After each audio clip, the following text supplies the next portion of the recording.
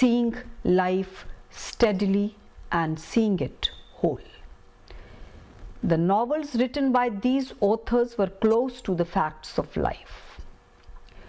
Around 1900, the novels of H.G. Wells, Arnold Bennett, and a few others at least established one fact, that the passing of the Victorian tradition was not to be something drastic or irreparable.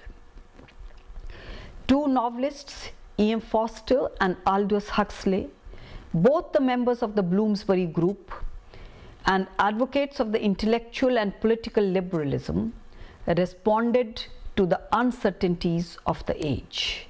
Even though technically Forster is considered a very old-fashioned novelist by many critics, yet he, along with other contemporaries, was devoted to craft wherein art and morality meet in commitment. The novels of Aldous Huxley signaled a new stage in the anxieties of a liberal intellectual confronted by the modern world.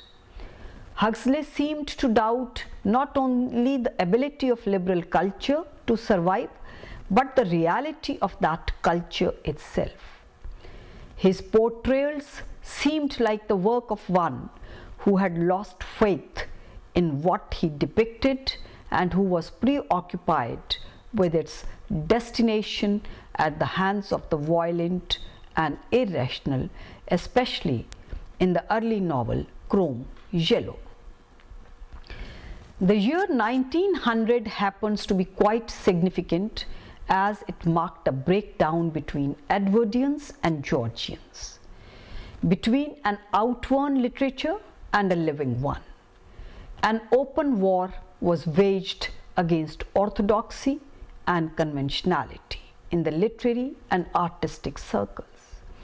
In the following year, great appraisal of the novel occurred. The avant-garde novelists brought some of the techniques of poetry into prose fiction. The novel inevitably became a subtler and, in some senses, a more difficult literary form than it had hitherto been. Immediately after the war, a new generation of writers had emerged on the literary scene. Wyndham Lewis, who belonged to it, called them the men of 1914. These men of 1914 were Joyce, Pound, and Eliot, including Lewis himself. However, Lawrence, Virginia Woolf, and Dorothy Richardson can by all standards be included in this list. These writers did not have anything in common except that they were affected by the war. Young, talented, and intelligent, these writers repudiated the literary practices of the previous generation.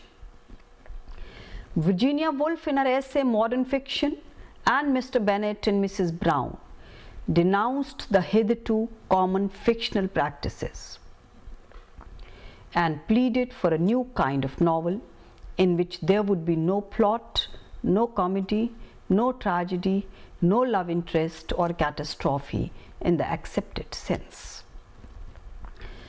The kind of novel which was written by Virginia Woolf, James Joyce, and others came to be known as the psychological novel. The psychological novel was born on the eve of the First World War. Its rise in the early 20s is but a reflection of the increasing inwardness of life, consequent upon the breakdown of accepted values. The psychological novel represents a reaction against a well-made novel of the 19th century. This kind of novel tends towards formalization. The role of both plot and character in conventional sense has dwindled.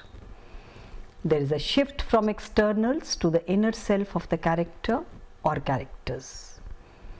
This type of novel is also known as the stream of consciousness novel.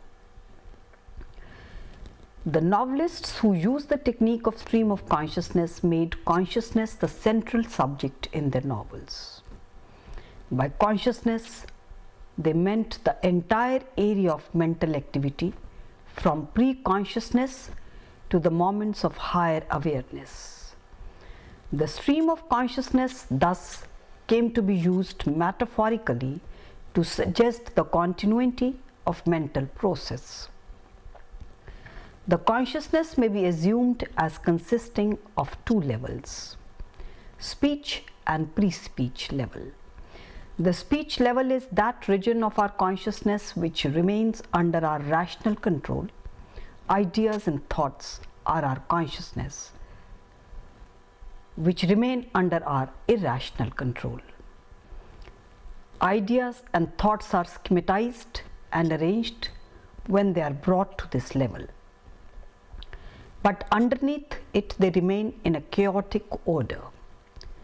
There is a whole reign, pre-speech level, where memories, thoughts, feelings, and fences exist not as a chain but as a stream of flow. Nothing is rationally controlled or logically ordered.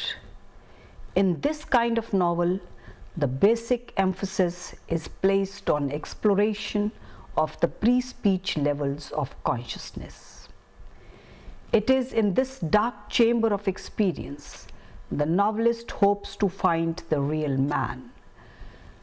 The stream of consciousness technique is one way to analyze the human nature and depict the individual's psychic life accurately. With the use of stream of consciousness technique, the emphasis is now on the internal conflict, strife or reality, than on the external phenomena. Hence, plot and character, in the conventional sense of the term, assume a subordinate position. The modern novelist does not necessarily follow the chronological order. His concern is to present inwardness, which is also the realness of the character. Life itself is the main stuff to depict for the modern novelists. This brief survey of the 20th century literature from 1880 to 1930 clearly reveals that the new writers who emerged in the 20s tended to assimilate many aspects of modernism without in most cases being modernists. What they confronted was a world rapidly modernized in a new way by war, a period of accelerating changes, a period of a new kind of bright young thing who regarded himself or herself as emancipated and advanced, a period in which the revelation of consciousness seemed to lie not so much in art as in social style. So now the task of the modern was, at least in part, to catch the nature of the new social temper of tone, and in the works of novelists like Aldous Huxley, or in the poems of Auden and McNeice, the increased fashionable acceptance of the advanced intellectual by a society fascinated by its own social turmoil is clear. So by the end of the 1920s, there had been a considerable remaking of modernism as the journal ferment reached deeper into more people's experience and was reflected in more people's modes, and as the immediate stuff and conditions of the modern world became part of the substance of its art. In conclusion, it may be said that the 20th century, in its first phase, the modern period, has produced creative works which are diverse, fine, complex, extensive, and eclectic. It is difficult to bring these works under one banner.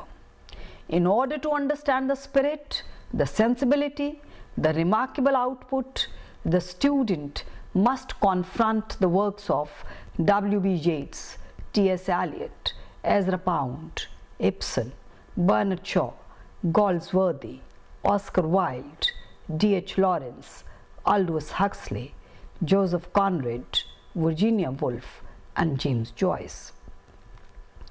There is no better source to get acquainted with the temper and the spirit of the times except through the exploration of the great works produced during this time.